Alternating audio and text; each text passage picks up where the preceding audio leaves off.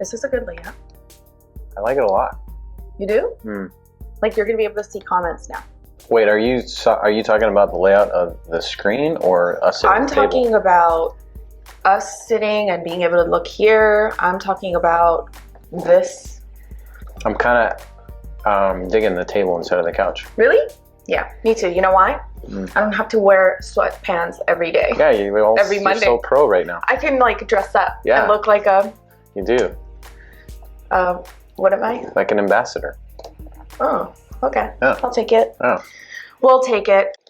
Thanks for doing this today. Yeah. I know this is really tough for you. And it's fast too. It's not like we've had any time, It's only been a day. Yeah. That's why when it was, it was Sunday and then we do this every Monday, I immediately was like, show's canceled. Yeah. We're not doing this. People who are watching, I think a lot of people are Kobe fans, right?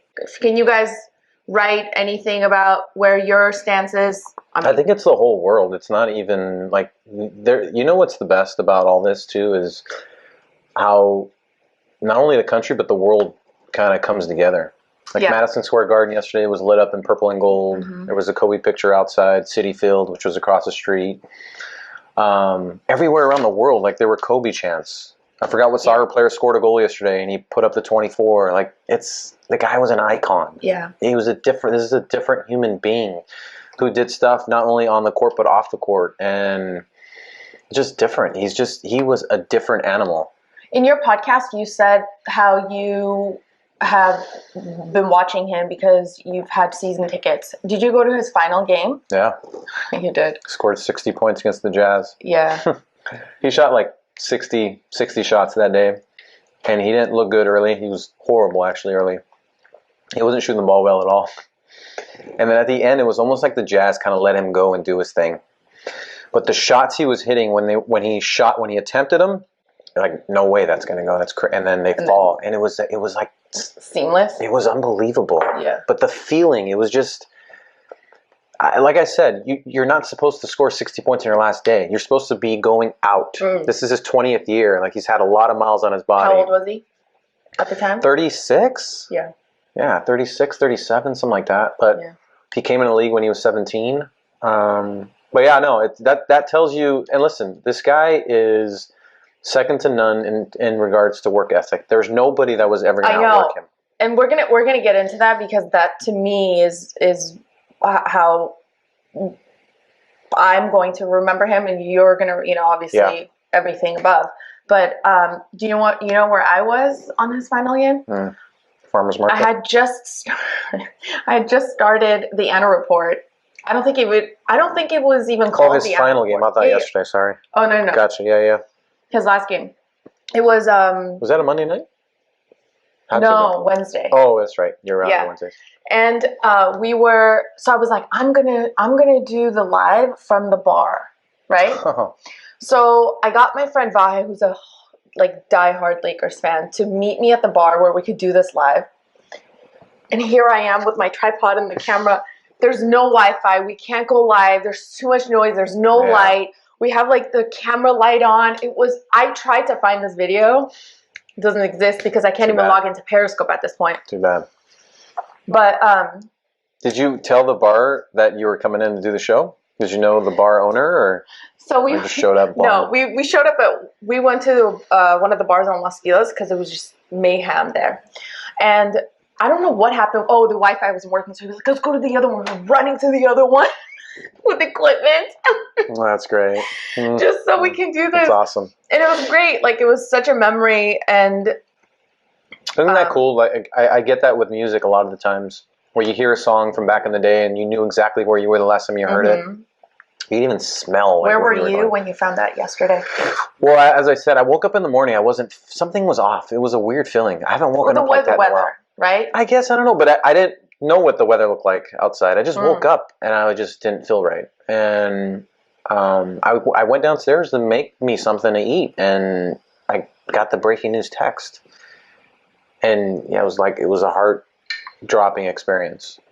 Like somebody punched me in the gut several times. It wasn't believable. because Kobe is a guy that you feel will live forever. Mm-hmm. He's just one of those guys. Like I said, he's the kind of guy who's going to get in a helicopter accident and survive the helicopter accident or land the helicopter, and he's just that guy. Yeah. And so I can't imagine. I can't even imagine going through an experience like that. You know, knowing because you're in a helicopter accident, more than likely you're going to die. But what do you think about the fact that you think Kobe is the guy who's going to get in there and land this helicopter, but he didn't? Yeah. What's your takeaway from that? That no one's immortal? Well, of course, yeah, but it still isn't. It's still not reality. Like, it still doesn't feel like he's gone. It's weird. It's a weird feeling. It hasn't really sunk in yet. That guy who was flying his helicopter, it wasn't his helicopter. He was renting the helicopter, and Kobe was renting that. But then I also heard Kobe's name was on the chopper. Really?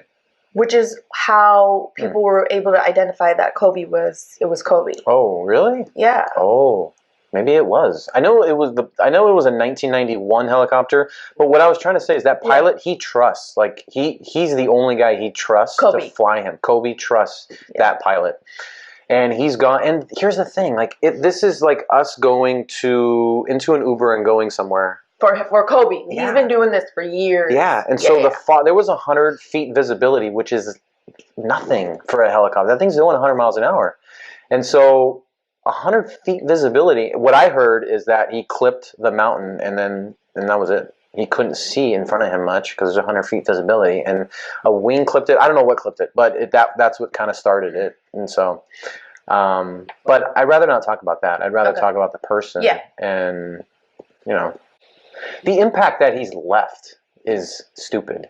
Last night, I felt like a family member died. I felt like somebody really close to me died, a friend, something. Mm-hmm. And usually when I mourn, I just want to be alone and just do my thing and just kind of leave me alone. But last night, I thought of him and I said, what would he do? What would Kobe do right now? You know what? He'd go to the gym and work out. Yeah. And that's what I did last night. He woke up every morning at 4 a.m. and went to the gym. And his 15-year-old daughter would go with him and work out. And then she would go to school. So there was like father-daughter morning routine. Yeah. They would work out together 4 a.m. And to me, what that says is, I wish I had a mom who woke up at 4 a.m. She would. To work out. You know what my mom does at 4 a.m.? She wakes me up and says, the president of Armenia has resigned. There's a fire in Armenia. So, I don't think you want to get up and work out at 4 a.m. Well, I'm not a morning person. Yeah. So for me, she's not. But if you're born and raised into that kind of culture and that kind of home, your dad is Kobe Bryant. Come on. Waking up at 4 a.m. to work out is the least of the discipline that these girls have been already instilled with. Yeah, you better have that work ethic. Yeah. And she was badass, man. That kid was awesome. Gigi? They had an amazing connection. They were at games together and you could just tell they had a connection. Yeah. Even his last game when he scored 60 points, he was staring at her. She was sitting in the front row, and he was giving him the looks, and she was giving it back to him. So, like, you knew it was just it was a special connection they had together. Oh, by the way, the daughter that I'm talking about every morning, that was the oldest daughter.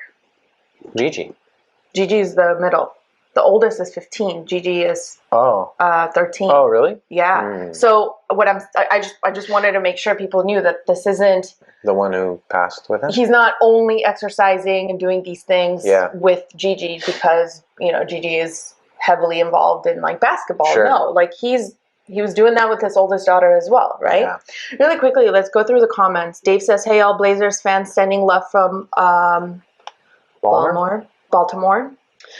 Dave says, not a Kobe fan, a Blazers fan, so trained to root against the Lakers for a long time. He was still a worthy opponent, and you had to respect that. Michael says, good job on your podcast, Mike. Thanks, Mike. Ralph says, it was my birthday yesterday. I already had been not having a good day. That was just an add-on. Oh, that sucks. But Ralph, are you from New York? Are you a Lakers fan? Because I know you're from New York. Oh, Mariana says, yeah, I finally made it to the live. Last week, she commented and she had missed it by like a few minutes. So she's here live. I'm sorry that you're tuning in on a sad show. Gino says lots of words. Boot says I never got to see Michael Jordan play in person, but did see Kobe here in Chicago. Yep. Natalia's the oldest. Natalia. Yeah. Now I remember that was his first. Yeah. Oh, sorry.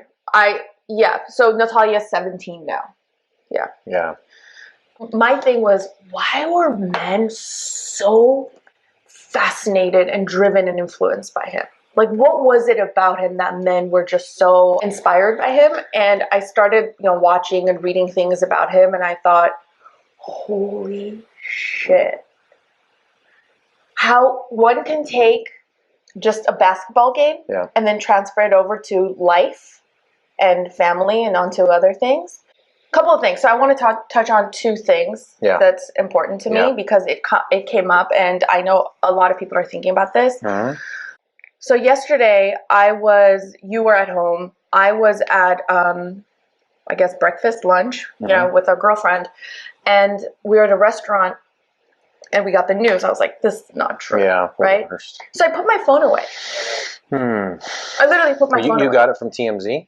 Who'd you see it from? Your sister. Okay. I'm like, that's basically TMZ. I was like, this isn't true. I literally put my phone away.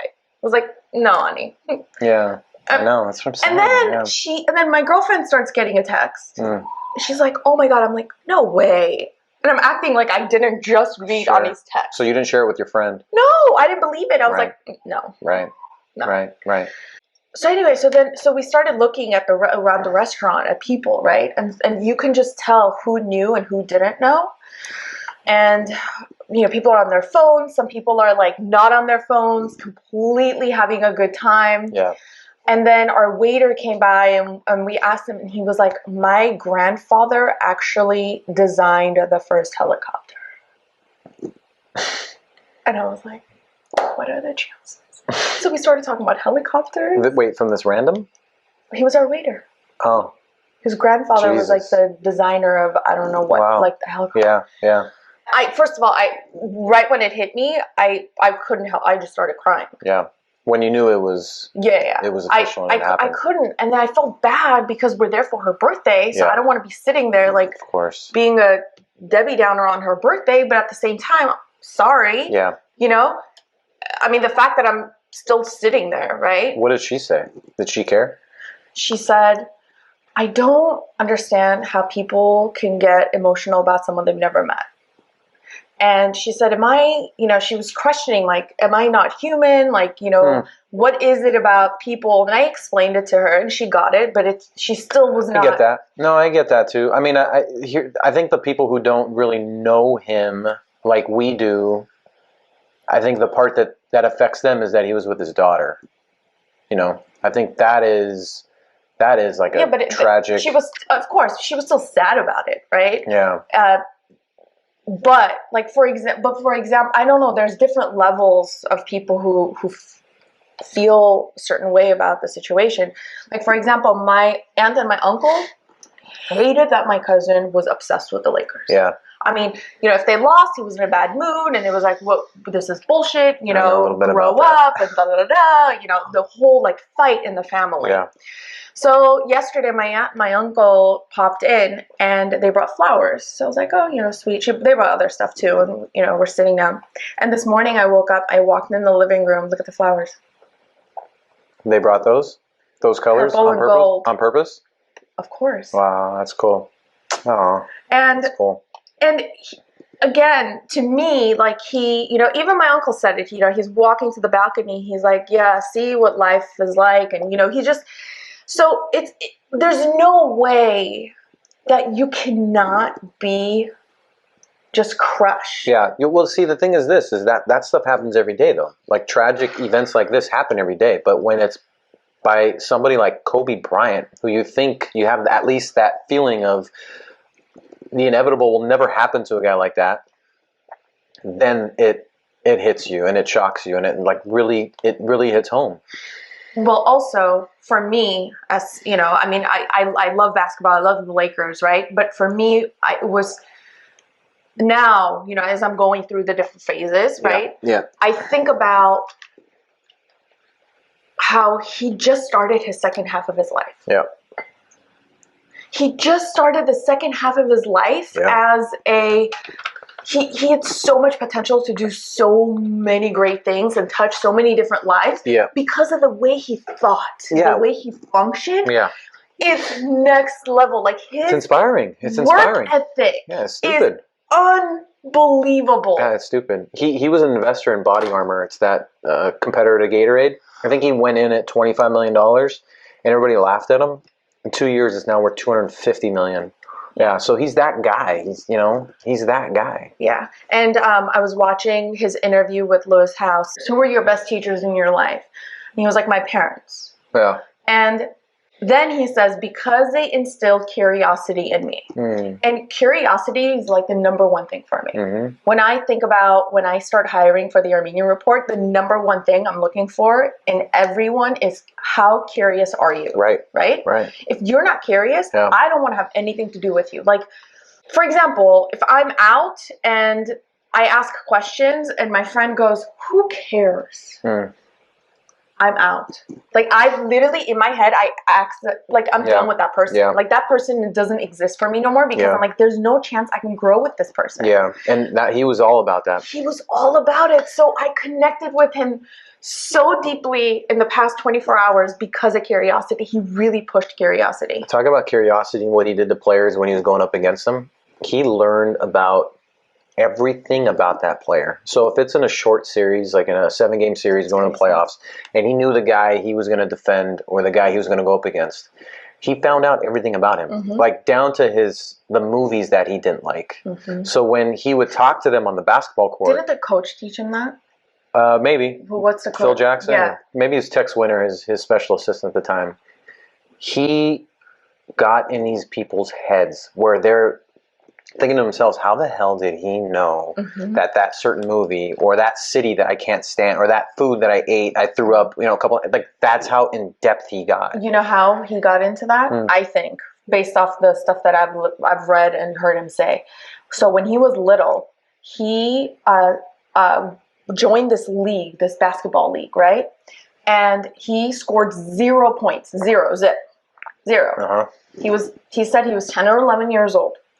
And then, so his dad was a former NBA player, and he like lived in Italy, traveled. And, he's like a middle class. His Kobe's family, right? Yeah. They're not, So now he's playing against, real rough kids. Yeah. And they're not taking him seriously because they're like, who's this? Kid who like has it all. Daddy's the NBA player. They got money and this, that, right? They're treating him a certain way. Yeah. So he got pissed. Yeah. And he was inspired by that. Yeah. And he, from that age to 14, at 14 he became the best in the state at 14. Was he is this in Italy or in Philadelphia? Do you know? Philly. Okay. Yeah. In 2 years. Yeah. He went from 0 to becoming the best in state. Yeah, because he's obsessed. He's obsessed with winning. Yes. He's obsessed. It's an obsession. So can you explain something to me? He talked about, he's like, what I did was I went in there and I worked on the basics and the fundamentals. So I'm assuming the basic is like... Yeah, shooting, dribbling, defending, rebounding, just the basics of the game. But he also applies that in real life as well, right? So for example, let's say you want to become a reporter, right? Get to the basics, like speaking in public, talking on camera, not saying not using your hands a lot. Yeah, all the basics. Right, the basic stuff. So he began to like apply these things of get obsessed. He's like, just get obsessed with the fundamentals. Yeah, and he was the last old school guy, I think, in the NBA too, or in sports too, because all these guys now are all lovey-dovey with each other. They all kiss and hug each other before and after games, and they're all on social media, and they're all, messaging. Kobe wanted nothing to do with that. And I can relate to that, because I'm ultra, I am stupid competitive. Yeah. And so if I'm not going to hug and kiss my opponent before or after games, that's not going to happen. And so it was easy for me to connect with that guy. Because of that, Kobe. He did it? No. Maybe in the off season, but on the court, I'm gonna kill you. I'm gonna run you over, and I don't care who you are. It could be his mother. That's how much the obsession was to win. It's just everything's out in the line, and I'm gonna beat you. So how could he be that way, but also be so present and kind to everyone? You shut it off. How? Because it's a business. You're on the court and you turn it on. But Mike, when I'm in focus mode, I notice that I'm neglecting my family. I'm neglecting my friends. But where are you in focus mode? Work. You're not working when your family's around. I get it, but he's not. So how is he? No, but he's not turning it off when he's on the court. Yeah, but he's on red carpets. He's working. No, that's different. No. That's different. That's different. No. When you're a sports athlete, that when you're on the court, the ice, the field, it's a different story than when you're off it. You can turn that off immediately. On the red carpet, he's now a sales guy. He's got to turn up. He's got to smile and shake hands, of course. Speaking of, they asked him, "What's life like after retirement? You know, what do you miss the most? What's different? What's harder?" And he said that and I could so relate to this. He said when he would make a shot, he would hear the crowd cheering, excitement, right? He's like, now when he does something, he doesn't know, is he doing the right thing? Are people excited about it? And it's so true. I can so relate because I've played tennis, but tennis, you can't be like, whoa, you know. I remember one time the basketball team came to watch our matches, and our coach had to kick him out, was like, this is not football, guys. You need to leave. Because they were like, go Anna! He was like, you can't do that in tennis, you know? So I don't know what that's like to have the entire Staples Center like scream your name, right? When you do something right. Yeah. But for example, our holiday show that I posted, right? I don't know what people are reacting to behind the phone, right? But when they watch this stuff, like, what's the reaction? And that's what Kobe said. Kobe was like, I missed that. Because then I run into people and they're like, it was so funny. I watched it. And you're like, yeah. And for me, that's that moment, right? When he scored. And when he said that, I'm like, yes. Right. Dave says it wasn't Davis. No. Our coach was like, get the hell out of here. Get out. Dave says, Mike, interested to hear your take on the Mavericks retiring the number 24, not like MLB where teams were 42 for Jackie Robinson. If we're looking at contributions to the court, teams didn't retire 23 for MJ, 0 for Oscar Robertson, 33 for Kareem Bird. Is that Kareem? I think this is the worst thing that's ever happened in the NBA. Oh. And that's the reason why. Can you explain this to us who... So he's saying like in MLB number 42 because of Jackie Robinson, nobody can wear his number again. It's retired at every stadium around the league. And now the Mark Cuban is saying, he's the Maverick owner, he's saying he's going to retire the number 24. Nobody can wear the number 24 in Dallas again if you play for the Mavericks. And what Dave is saying, what do I think about that? I think it's amazing. I think it's probably the right thing to do. The guy, of course, it's the right thing to do. He is is that even a question? Yeah, but he's saying around the entire league. Of course. Yeah, nobody wears 24 again. Yeah. Of course. Yeah, but what he's saying is there's a lot of is that even very good players. Well, I mean, MJ 23, he was probably the best to ever play, you know, but because, you know, of the passing of Kobe, this is probably the right thing to do. Yeah. Yeah. Yeah.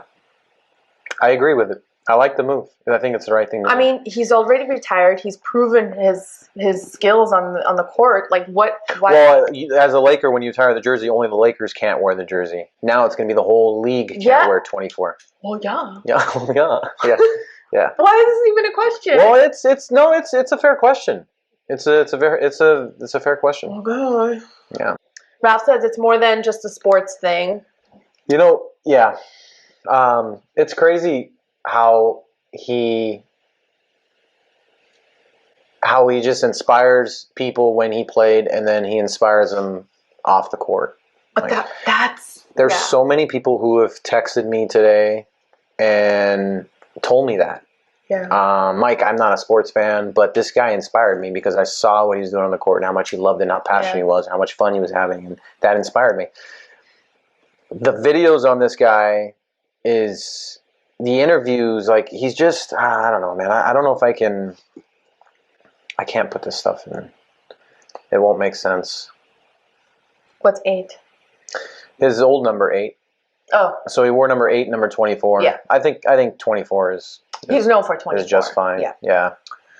Boot says, I agree with you, Mike, and his other number 8. I wouldn't do both. I'd stick to 24. 24, yeah. Retire 24. Yeah, I know him as 24 too. Why did he change his number, by the way? There's a lot of different things that people are saying why he did it. In my opinion, I think he did it to one-up Jordan. Jordan wore number 23. And I think he wanted to one-up him one time, yeah. Oh! And then, think about all the jersey sales. So that helped a lot, too.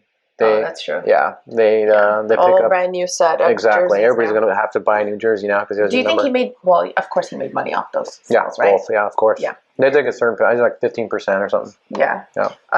And he said, show up every single day and do the work. And it's funny because I listen to it and it's like, that's literally what I tell myself every day. Yeah. I tell myself, Anna, no one fucking cares. Show up and do the work. Nobody cares. That's right. Nobody cares. How cool is it that Kobe, friends live around him. My cousin lives actually in the same gated complex as Kobe. They see him at the dry cleaners. They see him in the market. He once stopped and checked on an accident that happened in a busy intersection. Yeah, that was recent. Yeah, like he literally stopped and made sure that everybody was okay in the accident. Like, you don't have to do this, dude. And he's a busy guy, and he wanted to do it, obviously. Yeah. And they see him everywhere. They see him at the park, taking his kids, down the slide or whatever. And he's just. Can we read this real quick on camera about? You said kids. I have to show this. Watch. It says, he said, I have a life and I have my routine at home. It's not that I don't want to go to the Lakers game, but I'd rather be giving BB is the Bianca, right? I think the youngest. Yeah. A shower and sing Barney songs to her. I played 20 years and I missed those moments before. For me to make the trip up to Staples Center, that means I'm missing an opportunity to spend another night with my kids when I know how fast it goes. I want to make sure the days that I'm away from them are days that I absolutely have to. I'd rather be with them than doing anything else. Yeah. That's it right there. And to me, that right there, and I can't wait for us to talk about this. We've kind of briefly touched on it. Remember we talked about cheating? Yeah. And remember I said, you never know. Kobe is a prime example of that. I think people deserve second chances. And he took that second chance and he ran with it. He really did. He did. He turned it around. Incredible. You never heard anything about him after that. Yeah. Right? I know you didn't because I was at TMZ. I would have known. Incredible father. Everything after that. He's a great father. That fiasco was turned upside down. And a lot of people called me and they were like, are we forgetting something? Yeah, I know. There was a girl at the Washington Post, some whatever she was, and brought that up. Like, really? Yeah, you can do that right then and there? So this is a prime example of why I'm not black and white on cheating. Yeah. I mean, listen, I get it. Vanessa did the right thing, right? Like, I think his kids. And her ring was like 20 million or something. That Armo Jewelers retired after that. All right. So we'll be here next Monday or not. I don't know. You never know, I guess, right? Yeah. There's so much to say. They postponed the game tomorrow's game. They're going to postpone it to who knows what day, but it was absolutely 100% the right thing to do. When I sent that to you, I said the players were like, there's no way we can play like this. Yeah. And you said no. What were you saying no to? I agree with you, yeah. Oh, there's no way. Yeah. There's no way. You can't. How do you perform? How do you get up and play that game and pretend that everything is okay? Yeah. Like, I get it, man. Life moves and you have to go, but it's too soon. Yeah. This guy is too big. The game was today? Tomorrow. Tomorrow. He's too. It's too big. It's too big. It's too early. It's too soon. You know if Kobe's parents are still alive? Yeah. Both. Oh. There was a player yesterday, Quinn Cook, who in downtown by Staples Center, all the fans were there. Yeah. Putting flowers and stuff. They said that he was down there. He was in the corner somewhere. He was leaning on a post and just bawling, crying with the fans. No fans had cameras on him or anything. He was just with the fans, crying with them. That's really cool. You didn't go out there? No. No. Greg wrote, "Hi guys, I was telling Mike that I don't watch basketball much, but Kobe has inspired me as a musician. He's inspired so many of us, no matter what your profession is." Yep. That's it. Yeah. I'm telling you, I wouldn't have worked out last night. I wouldn't have done that podcast last night. Like, he pushed me to do it because he would have done it. So yeah, he would have. Carrying on his legacy, I think we should all be inspired by his work ethic and putting in the work that you love to do every day. And that's it. And just do it and just keep doing it because he would. Yeah. And don't get in a helicopter? I would say don't get in a helicopter when it's foggy. Do I trust helicopters 100%? Obviously not. But you've been on it. Yeah, I have a few times. And at least I'm over water. I mean, worst case, I'm landing in water. What's the difference? Well, it's not. I mean, you like nosedive. No, but nosedive in water. I'd rather nosedive in water than anything else. I don't know how to swim. You think a parachute? You think a parachute can hold up a helicopter? How have they not figured this out yet? I don't know. You should have asked your waiter. Should we go back? Up the street over here. Is it? Yeah. All right. Incredible. Way too soon. All the numbers that he did. He scored 81 points in a game. He scored 60 points in his game. The last game that he played, he scored 60 points in 3 quarters. But the last number we're going to remember is 41. That's the year he died. 41 years old. So much life left. And then his poor daughter at 13. So. But this also reminds all of us to take advantage of life. Don't take it for granted. You got to keep living. You got to keep going. You can't stop. And, hopefully it pumps you up. And you do stuff that you're passionate about. And most importantly, you can do stuff that you're passionate about because it makes you happy, but you got to be around the people that make you happy. You got to be around the people that make you happy. That's important. Who was his inspiration? Right? Like who? No, none, nothing. Probably the old players. Curiosity was his. No, he talked about the old players too. How they wanted Jordan to and.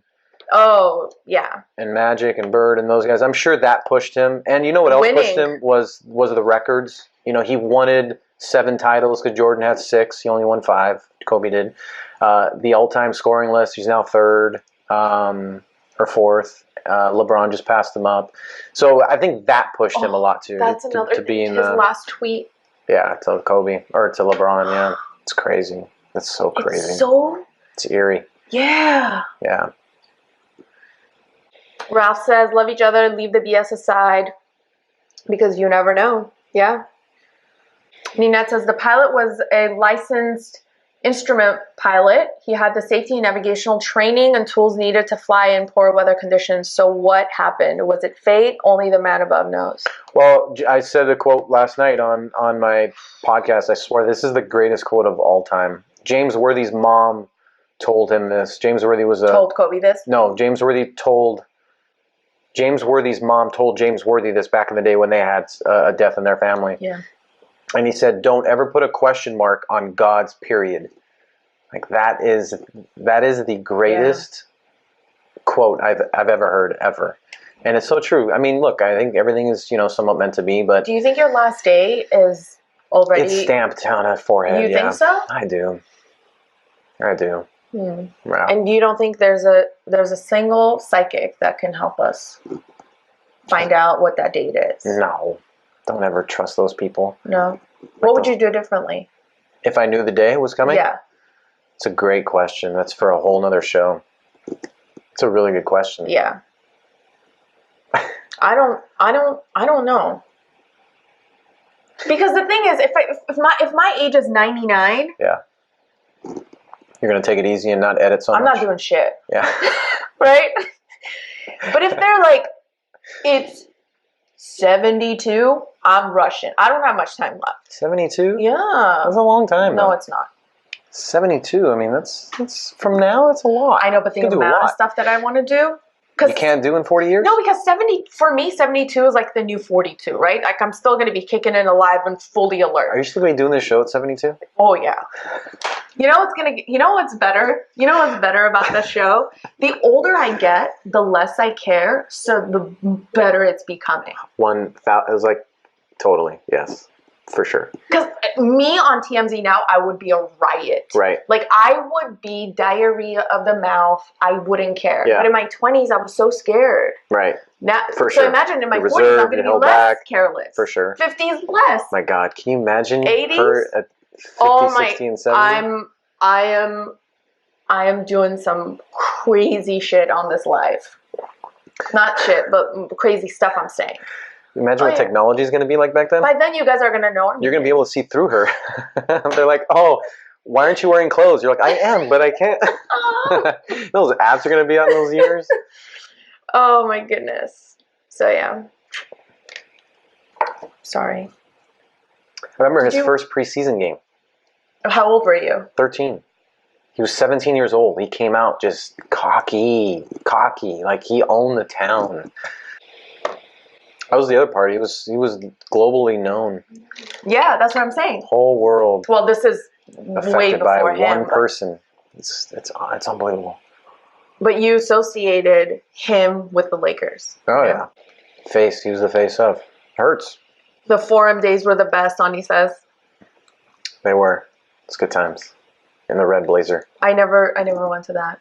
You went to Kings games back in the Forum, didn't you? No? Mm-mm. Neither Lakers or Kings? Mm-mm. Oh, wow.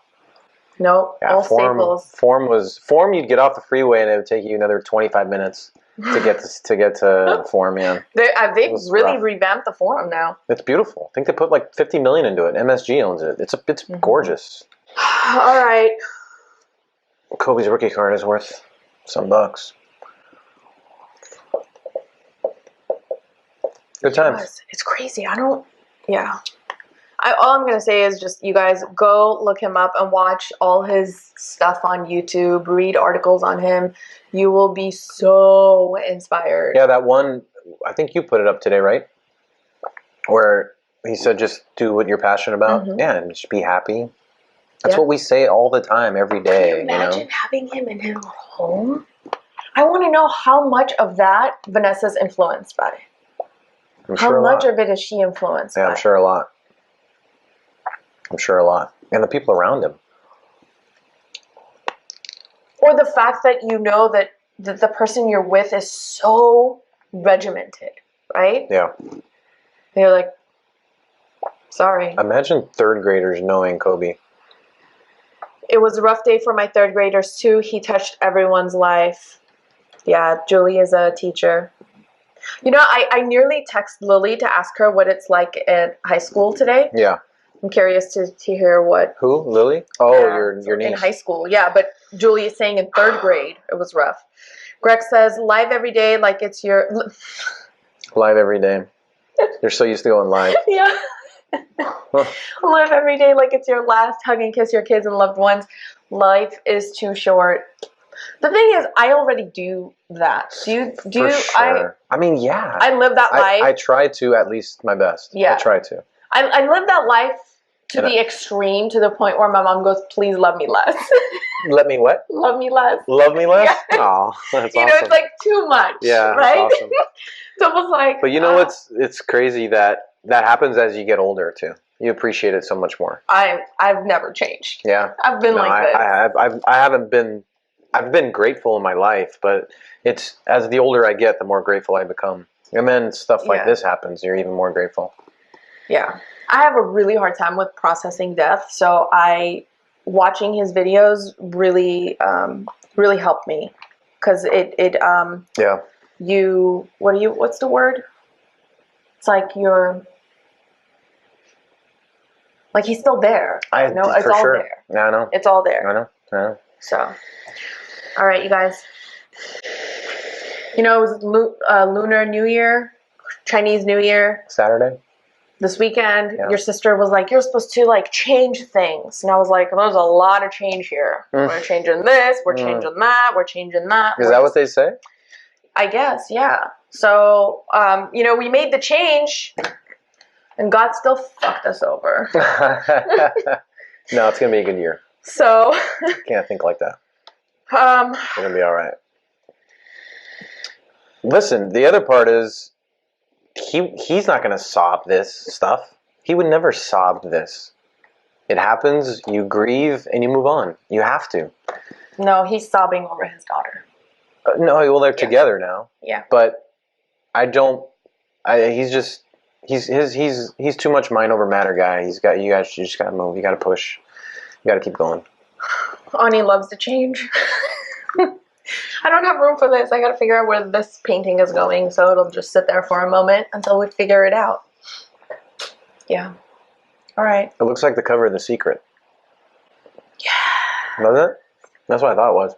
Oh, that's what it is. Everybody read The Secret. Or watch the movie. I haven't watched the movie. You haven't? Just read the book. You read... I read the book. You read the book? You think I can't read? Read a book. You sat there and you went like this. When I was like 17, 18, yeah. No way. Maybe 19 or 20. Really? You want a blueberry in your eyeball? You can't. Do you? You can't reach it. Do you want a blueberry in your eyeball? No, because you can't reach it. You can't reach it. No. No. And then my dress is going to look like the purple and yellow. Perfect. No. I can't. Say it again. I can't. Do you want a strawberry in your nostril? I can't imagine this guy sitting and watching a movie. I can't imagine you sitting and reading a book. I can't imagine you sunbathing. I can't imagine you sitting on an airplane for 12 hours. I can't. Wait, because you think I have like ADHD or what? I'm always chill though. I'm always sitting around, aren't I?